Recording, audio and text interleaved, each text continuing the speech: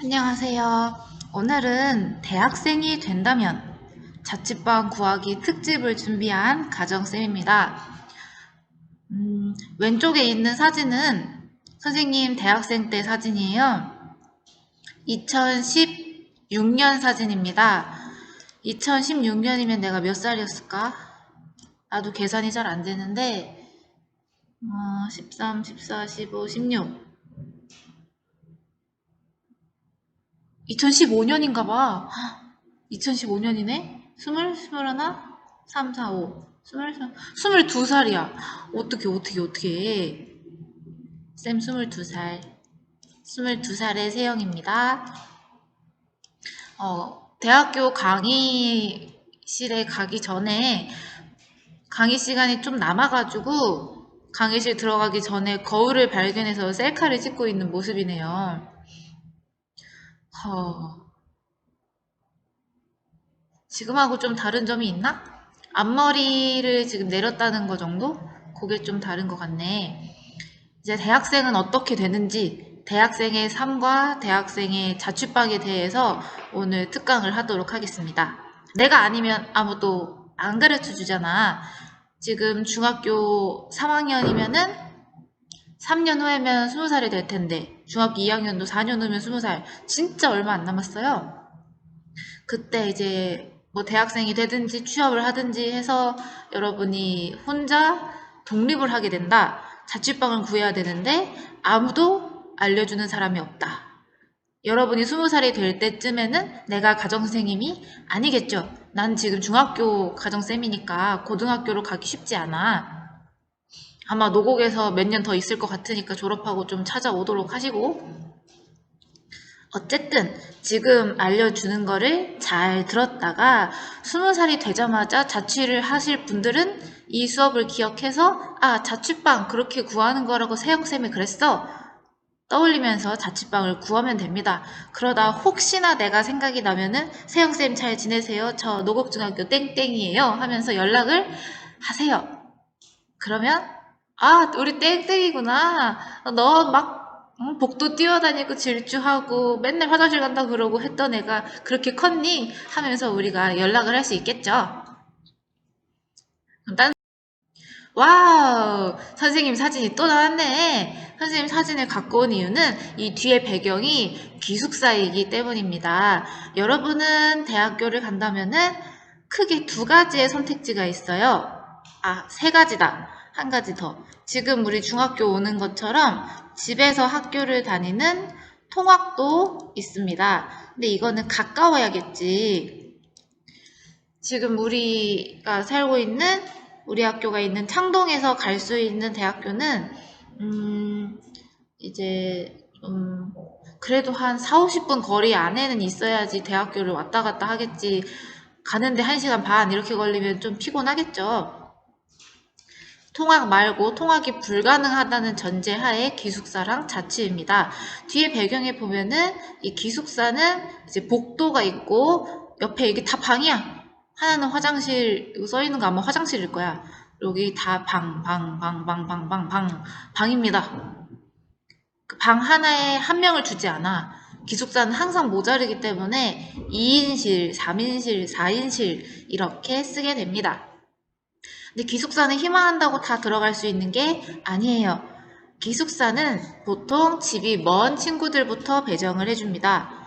만약에 여러분이 서울에 있는 학교를 갔어요. 그런데 여러분은 서울 사람입니다.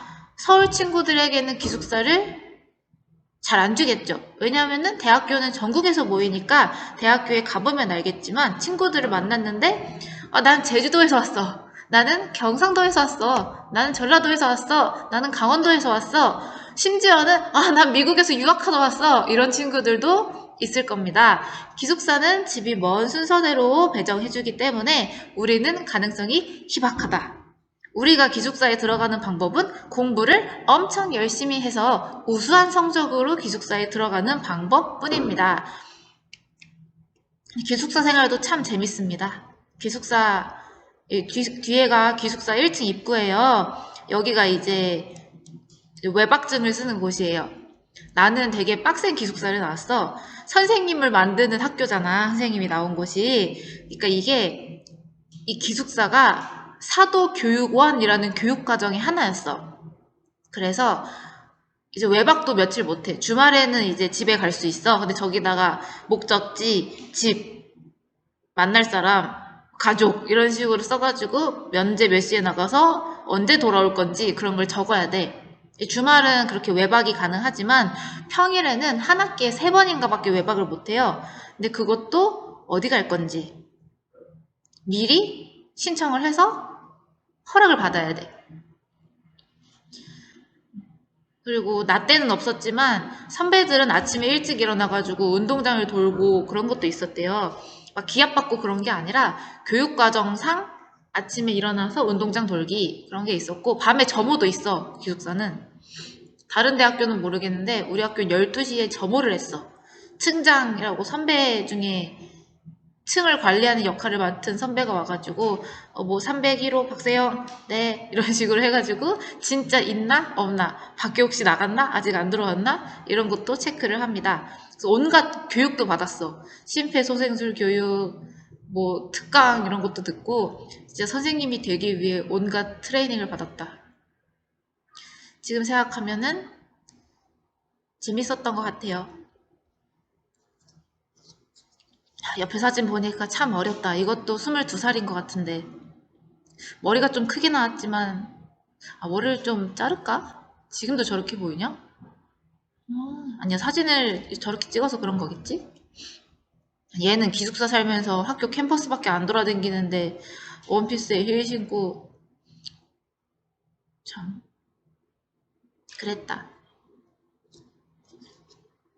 여기 밑에 자막 누가 넣어주라. 추억에 잠긴 선생님 이렇게.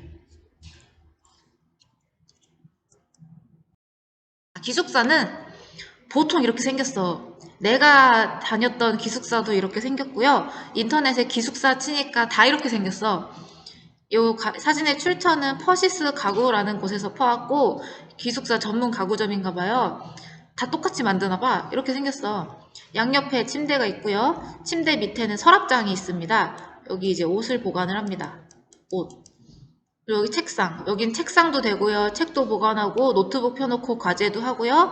화장대가 되기도 하는 공간입니다. 그리고 요 옆에 이제 조그마한 옷장이 하나 더 있을 거야 아마. 진짜 조그매. 우리 학교 책상 너비 정도 되는 옷장인데 아래는 신발장이야. 이런 식으로 구성이 되어 있어요. 2인실이면 그래도 지낼만 합니다. 3인실, 4인실이 되면은 복작복작 합니다. 이 기숙사에 살면 좋은 점이 부모님들이 걱정을 안 해요. 기숙사에 잡혀 있으니까. 뭐 외부인 침입도 없을 거고 밖에 함부로 나갈 수도 없고요. 근데 이제 그리고 싸요. 저렴합니다. 단점은 옆에 있는 친구를 선택을 못 할 수도 있어.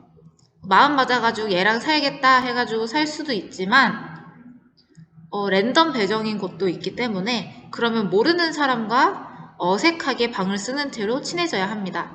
근데 장점은 같이 배달 음식을 시켜 먹고요. 밤 12시에 같이 배달 음식을 먹을 수 있어. 생각나는 내 친구를 말해줄게. 다른 과 친구였는데 룸메이트였어. 4인실을 썼었거든 우리는.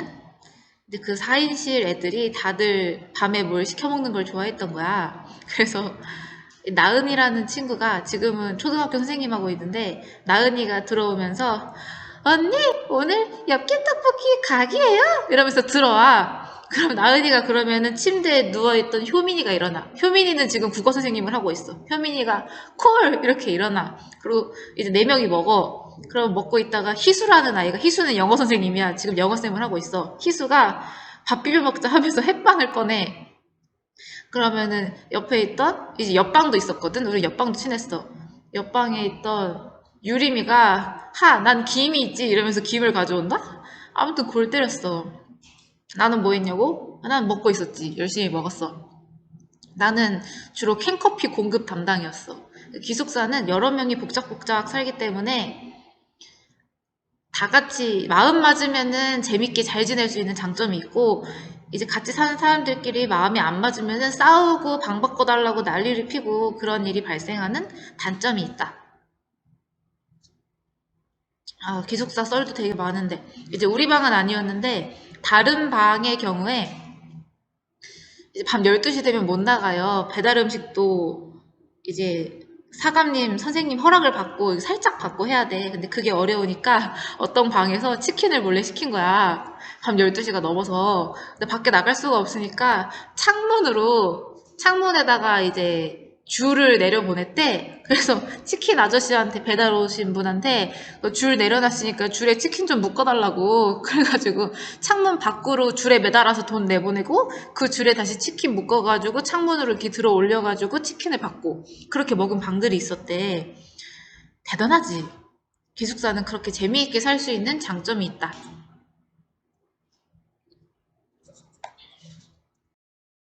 자, 이건 선생님의 자취방 사진입니다. 우와, 귀엽지. 꽃무늬 벽지는 어떻게 할 수가 없었어. 선생님이 자취방을 구할 때 가장 중요하게 본 거는 크기였기 때문에 여기가 선생님 학교 근처에서 제일 넓은 방이었어요. 넓긴 되게 넓었어. 침대 들어갔지, 옷장 2개 있지, 여기 책상도 2개였지, 여기 식탁도 있지, 뒤에 부엌 있어요. 여기 발코니랑 세탁기랑 빨래도 넣을 수 있어가지고 한 10평 정도 됐던 것 같아. 넓은 걸 위주로 했고 그래서 꽃무늬 벽지 정도는 눈 감아 줬습니다. 대학교 3, 4학년 때 열공을 하던 방입니다. 정말 여기서 임고생 생활을 거치면서 여러분을 만나기 위해서 내가 미래의 학생들을 상상하면서 여기서 이제 밤을 지새며 전공서를 넘기며 열공을 했던 곳이죠. 진짜 그때 꾸질꾸질 했는데 막 추리닝 입고 쌩얼에 머리 질끈 묶고 계속 책만 보면서 울면서 너무 불안하니까 시험 때문에 그렇게 미래 학생들을 만나기가 이렇게 힘들어 하면서 책을 넘기면서 엉엉 하면서 밤새도록 공부를 했더니 학교에 왔어. 학교에 왔는데 애들이 복도에 누워있어. 애들이 막 뛰어다녀. 얘들아 앉자. 우리 공부하자 하는데 애들이 쌤 놀아요 이러고 상상과 현실은 많이 달랐지만 그래도 너희는 예쁜 나의 제자란다. 급히 수습하고 자, 자취방 구하기 그 스텝들을 알아봅시다. 첫 번째, 예산을 정해야 됩니다. 자, 예를 들었습니다. 1000 써있고 40 써있네요. 이 숫자는 뭐를 의미하냐면은 저 커다란 숫자는 보증금이고요. 조그만 숫자는 월세입니다. 보증금이라는 건 집주인한테 맡겨두는 돈이에요. 왜?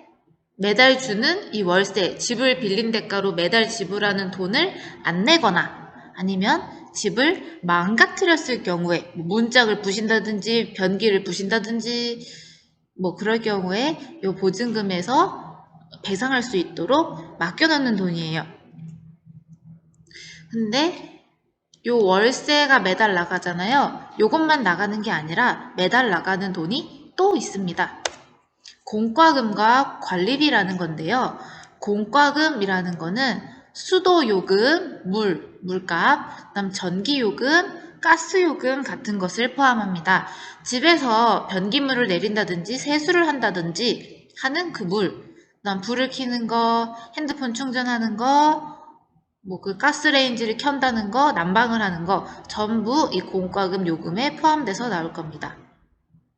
밑에 관리비라는 거는 그 집을 관리하는 데 들어가는 비용이에요. 원룸 건물 같은 경우에 계단 같은 곳에 청소 비용, 계단 같은 곳에 전기요금, 뭐 엘리베이터가 있다면 엘리베이터 사용료 등등이 있습니다. 그래서 이 월세랑 관리비라는 것은 집주인에게 주는 거고요. 공과금은 뭐 한국전력공사, 도시가스공사 이런 데에 내는 거겠죠. 그래서 예산 정할 때는 요 목돈, 보증금, 커다랗게 맡길 돈이 한번 필요하고요. 매달 나갈 월세, 관리비, 공과금을 생각해서 예산을 정해야 합니다. 관리비는 집집마다 다르지만 한 3만 원에서 5만 원 선, 요 정도 내는 것 같고요. 조금 비싸게 받는다, 오피스텔이다, 월세를 싸게 해놓고 관리비를 비싸게 해서 눈속임을 하는 경우도 있는데 그런 집은 10만 원까지 가는 경우가 있습니다. 공과금은 뭐 많이 나오진 않아요. 수도 만 원도 안 나오고요. 전기는 자취하면은 만 원 초반 나옵니다. 만 원 초중반. 그리고 가스는 계절에 따라 다른데 난방을 나는 가스로 했었거든요. 그래서 여름에는 만 원 정도 나오고 겨울에는 한 5만 원 정도 나왔던 것 같습니다. 그래서 월세에다가 플러스 여유 잡아서 5만 원에서 10만 원 정도 더 들어간다고 보면 됩니다. 두 번째는 이제 부동산을 돌아보는 겁니다. 요즘에는 인터넷으로 부동산이 많이 있죠. 뭐 직방, 다방, 네이버 부동산 같은 부동산 사이트를 먼저 봅니다. 그리고 그 외에도 뭐 대학교 같은 경우에는 그 대학교 인터넷 커뮤니티에서 그 대학 다니는 사람들이 나 방 뺄 건데 이 방이 빈다. 이 방은 뭐 어떻고 하면서 세입자를 구한다. 이렇게 구하는 경우도 있습니다. 그래서 인터넷 사이트에서 대체적으로 그 지역의 시세가 어떠한지, 이 정도 예산이면은 어느 정도의 방을 구할 수 있는지, 그리고 어느 정도 매물이 있는지를 확인을 한 뒤에 실제 부동산을 방문을 해보는 것이 좋습니다. 실제 부동산을 보는 것과 실제 집을 확인하는 것은 매우 중요합니다. 왜냐하면 사진으로 보는 집과 실제 보는 집이 너무나도 큰 차이가 있기 때문입니다. 자, 선생님이 직방을 들어가 봤습니다. 직방 치면 나와요. 인터넷에 그냥 쳐도 되고요. 핸드폰 어플 직방을 다운받아도 됩니다. 이 사이트랑 선생님은 아무런 관련이 없고요. 그냥 들어가 봤습니다. 자, 여기서 원룸 선택하고 어디를 검색할까 하다가 지난주에 등교 주간에 이 수업을 하려고 했던 반이 있었어요. 근데 그 고등학교 홍보가 왔었잖아. 그 중간에 끊겼는데 애들이 신촌해주세요. 그래가지고 신촌역으로 한번 해봤습니다. 신촌역 2호선. 여기가 여긴데 여기는 주변에 대학교가 참 많이 둘러싸여 있는 곳입니다.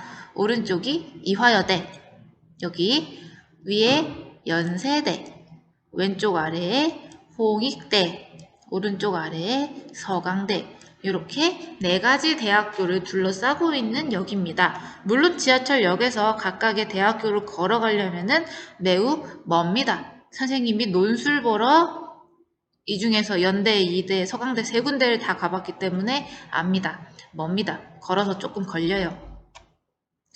여기서 살짝 딴 길로 세고 싶은데 여기 연세대랑 이대랑 홍대랑 서강대랑 사이에 있는 요 신촌 있죠? 미팅의 메카입니다. 미팅. 여러분이 대학생이 되고 20대가 되면은 이제 다른 과나 다른 학교 학생들과 미팅을 하게 됩니다. 미팅이라는 거는 뭐 여자 셋, 남자 셋, 여자 넷, 남자 넷, 혹은 더 대규모로 가면은 10대 10 이런 식으로 서로 처음 만나가지고 친해지는 겁니다. 그 중에서 커플이 탄생할 수도 있고요. 커플이 탄생하지 않고 술만 먹다가 이제 말실수를 한다거나 아니면 술 먹고 친해졌는데 다음에 마주쳤을 경우에 아는 척을 하기가 굉장히 껄끄럽다고 합니다. 선생님은 미팅 경험이 딱 한 번밖에 없고 다시는 마주칠 일이 없었기 때문에 미팅 이후에 후유증을 겪어본 적이 없지만 같은 학교 내에서 과팅을 해본 친구들의 경우에 한 번 만나가지고 술 먹고 나서 어색하게 친해졌는데 다음날 캠퍼스에서 마주치니까 안녕하고 인사하기도 뭐 하고 그냥 지나가기도 뭐 해서 한 달 정도 민망하고 껄끄럽게 지나다녔다 하는 썰을 들었기 때문에 알려드립니다. 여러분은 어디 대학을 가든지 여기서 미팅을 하게 될 가능성이 매우 높습니다. 왜냐면 선생님도 대학교가 교원대라서 충청도에 있는 구석에 있는 대학교를 다녔지만 미팅은 항공대학생이랑 해보았기 때문에 여기 신촌에서 만나가지고 맥주 한잔하고 서로가 마음에 들지 않아서 1시간 만에 안녕 하고 다 같이 자연스럽게 빠빠이 하고 헤어진 경우가 있기 때문입니다. 생각보다 미팅이 재미가 없더라고요. 그때 그 미팅한 애들 얼굴도 기억이 안 난다. 비행기 조종사가 될 아이들이었던 것 같은데 비행기는 몰고 있는지 요즘 코로나 때문에 비행기가 안 뜨는데 뭐 하고 있는지 모르겠습니다. 이렇게 내가 수업에 재밌는 얘기를 해주고 있는데 정말 온라인 수업을 듣고 있는지 안 듣고 있는지 참 궁금하네요. 이렇게 재밌는 수업을 여러분 등교 주간에 해줄지 온라인 수업에 올릴지 고민인데 온라인 수업에 올려보고 등교 주간에 애들이 안 들은 눈치다. 그냥 틀어놓고 핸드폰으로 딴짓을 한 것 같다. 틀어놓고 자빠져 잔 것 같다. 하면은 다시 수업을 해주고 똑같은 농담을 하면서 여론의 반응을 살피도록 하겠습니다. 자, 그래서 여기 이 지역을 설정을 했어요. 어마어마하게 많은 매물이 보입니다. 이 숫자가 방의 개수입니다. 많죠. 그렇지만 여기서 우리를 만족시킬 방은 생각보다 몇 개 안 될 겁니다. 다음 페이지를 보시죠. 자, 왼쪽에 보면은 필터가 있습니다. 필터에서 먼저 전세와 월세 중 하나를 선택할 수 있습니다. 자, 월세와 전세의 차이점은 예전 수업에도 설명을 해줬지만, 자, 오른쪽 표를 볼게요. 전세는 보증금 액수가 커요. 큰 보증금, 1억, 아니면 5천만 원, 1억 5천 이렇게 커다란 보증금을 맡기고 집주인에게 맡긴 다음에 계약 기간이 끝나면은 그 보증금을 그대로 돌려받는 겁니다. 반면에 월세는 집주인에게 맡기는 보증금은 적어요. 작게는 200만 원, 300만 원 이렇게 될 수 있고요. 좀 크면은 원룸 같은 경우에 2천만 원 이렇게 가기도 합니다. 적은 보증금을 맡기고 매달 월세를 내는 겁니다. 계약기간 끝나면은 보증금을 돌려받는 건 똑같아요. 여러분이 월세를 안 내거나 집을 다 때려 부신다거나 하지 않는 이상 보증금을 돌려받는 것은 같습니다. 보증금 액수가 크냐 작냐의 차이이고 작으면은 월세가 나간다는 점. 그러면은 전세와 월세의 장점은 뭐냐? 월세는 보증금이 적어도 괜찮아요. 근데 단점으로 매달 월세가 나가요. 몇십만 원씩 나가게 되는 게 단점입니다. 반면에 전세도 장단점이 있는데 전세의 장점은 월세가 안 나간다는 거죠. 월세가 아니라 전세니까 월세가 안 나가요. 근데 보증금이 크잖아. 큰 보증금. 예를 들어 1억이야. 근데 1억이 있어. 현금이 있어가지고 1억을 맡겨. 그러면은 문제가 안 되지만 1억이 없어가지고 은행에서 대출을 받는다. 은행에서 나 전세 할 거니까 전세 대출 좀 해주세요. 해가지고 1억을 빌려요.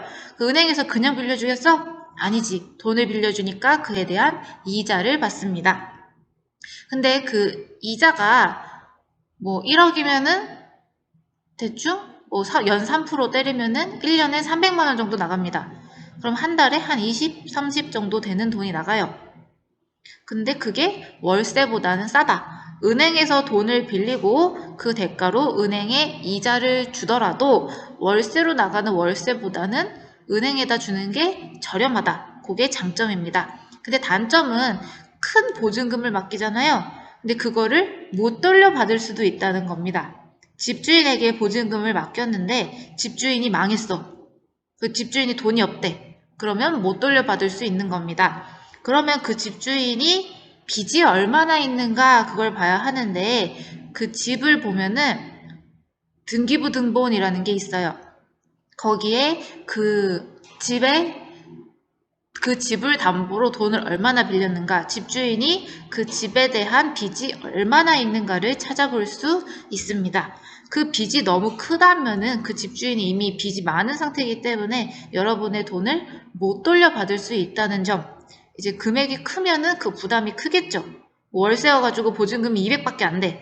그러면은 집주인 망해도 200만 원밖에 안 뜯겨. 근데 내가 집주인한테 전세를 살려고 1억을 맡겼어. 그러면은 집주인이 망했을 경우에 1억을 돌려받기가 어렵다는 점, 그게 단점입니다. 그러면은 집주인의 빚이 얼마가 있는지, 그 집에 대한 융자가 얼마인지는 우리 다음 시간에 선생님이 부동산 계약에 대해 설명을 해줄 건데 그때 더 깊숙이 설명을 해주도록 할게요. 이번 시간에는 일단 전세와 월세의 차이점을 알고 가도록 합시다. 자, 정리했어요? 그러면 여기서 여러분이 필터에서 보증금과 월세를 선택을 합니다. 아까 생각해놓은 예산만큼 해놓으면 돼요. 내 예산이 보증금 500이다. 그러면은 500만원까지. 난 1000만원이다. 그럼 1000만원까지. 그렇게 설정을 하고 월세도 여러분이 감당 가능하다고 생각되는 선에서 설정을 해두면 됩니다. 여기서는 이제 관리비랑 공과금 그런 것까지 고려해서 예산을 정해라고 했습니다. 자, 선생님이 임의로 설정을 해봤어요. 1000에 40 정도로 설정을 했습니다. 내 맘에요. 그냥 아무 숫자는 해놓은 겁니다. 그랬더니 이제 매물이 많이 줄었어요. 아까 수백 개씩 있었는데 이제 수십 개가 뜨죠. 그럼 여기서 가까워야지 학교를 잘 다닐 거 아니에요. 내 학교가 뭐 예를 들어 연세대야. 좋겠다 야 그러면. 이 중에서 너네 중에 연세대 간 친구 있으면 나중에 꼭 나한테 연락을 해야 된다. 선생님 저 연세대 붙었어요. 하면은 내가 너네한테 떡볶이를 얻어먹도록 하겠습니다. 떡볶이 얻어먹고 커피 사줄게. 어쨌든 자 농담을 하다 보니까 정신이 없네. 자 연세대를 만약에 붙었어. 연세대인데 내 집이 여기야. 여기 망원 파출소 근처에 여기를 구했어. 그러면 여기서부터 여기까지 대중교통을 또 걸러서 어떻게 가야겠죠. 그러니까 학교를 빠르게 갈 수 있는 위치로 봐야겠죠. 뭐 여기라든지 여기는 이제 이렇게 걸어가면 학교니까 뭐 요쪽도 괜찮겠죠. 여기 입구로 들어가서 어쨌든 학교 캠퍼스 안으로 들어갈 수 있으니까 그래서 요 주변 근처를 봅니다. 여러분이 뭐 이대생이야 그러면 조금 더 이쪽을 보든지 하는 것처럼 그 위치를 잘 설정해서 자세히 봅니다. 확대를 하면 그 근처를 볼 수 있어요. 자, 확대를 해봤습니다. 여기는 아까 연세대 아래쪽에 있는 곳입니다. 그러면은 자세한 매물의 위치가 나와. 여기 대충 보이죠? 그리고 오른쪽에 그 방들의 사진들도 나옵니다. 쭉 봐. 그래서 500에 40이면 이 정도의 방, 300에 35면은 이 정도의 방 하면서 방들의 상태를 봅니다. 방들의 상태를 볼 때 중요한 점들이 있어요. 먼저 매물의 주변, 아까 그걸 보면서 여러분이 괜찮다 생각하는 방들을 몇 개 골라. 그 다음에 그 매물을 갖고 있는 부동산들에 가봐요. 아니면 그냥 발품으로 부동산부터 가도 돼. 부동산 여러 군데를 가봐야 돼. 부동산도 한 군데만 가면 안 된다? 부동산도 여러 개 가야 돼. 최소 3, 4개는 가야 된다고 생각해 나는. 진짜 힘들겠지만 걸어다니느라 부동산을 한 3개 정도 가봅니다. 그럼 거기 부동산에서 부동산 아저씨나 부동산 아주머니께서 그 집을 실제로 보여줄 겁니다. 실제로 보는 게 매우 중요해. 그래서 가는 길에 봐야 될 거야. 매물 주변. 여러분이 보는 그 방에서 여러분의 직장이나 학교까지의 거리를 봐야 됩니다. 걸어갈 수 있다면 걸어서 얼마나 걸리는지, 버스나 지하철을 타야 한다면 버스나 지하철역까지의 거리는 어떠한지를 잘 봐야 되고요. 주변에 편의점 중요합니다. 여러분이 자취생이 되면은 많은 음식을 편의점에서 사 먹게 됩니다. 편의점이 근처에 있나? 아플 때 급하게 약을 구할 수 있나? 약국. 그리고 밤에 귀가할 경우가 있잖아요. 밤에 안전한지, 가로등이 잘 설치되어 있는지, CCTV는 있는지 그걸 봐야 되고 주변 분위기를 봐야 됩니다. 주변이 주택 가면은 조용하겠죠. 근데 그게 아니라 주변에 막 술집이 있고 뭐 번쩍번쩍하고 뭐 가게들이 있어요. 그러면 밤에도 시끄러울 가능성이 높겠죠.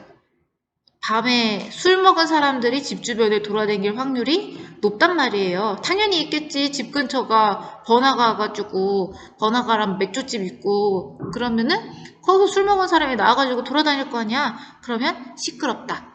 주택가는 어때? 조용하다. 그런 분위기를 봐야 된다. 그리고 여러분이 보고 있는 집 1층에 고깃집이나 술집이나 밥집이 있는가 요것도 봐야 됩니다. 왜냐? 음식 냄새가 올라온다. 선생님이 지금 아파트 살고 있는데 근처 집에서 생선을 구웠는지 고기를 구웠는지 가끔 냄새가 날 때가 있어. 이제 근처에 살면 냄새가 살짝 들어온단 말이야. 창문 열어놓으면. 근데 고깃집, 술집, 밥집이면은 하루 종일 음식을 하고 있는 곳이야. 여러분이 그 위에 살면은 창문만 열었다 하면은 음식 냄새가 들어올 겁니다. 환기를 시키는데 음식 냄새가 들어와.